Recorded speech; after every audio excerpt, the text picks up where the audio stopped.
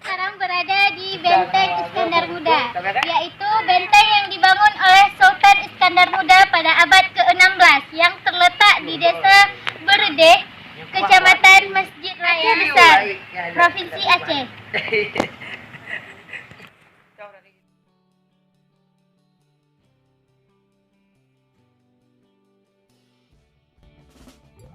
Ini adalah jendela yang digunakan untuk lihat musuh. Sultan Iskandar Muda membangun benteng ini pada abad ke-16, yaitu posisinya di pesisir pantai Laut Malaka.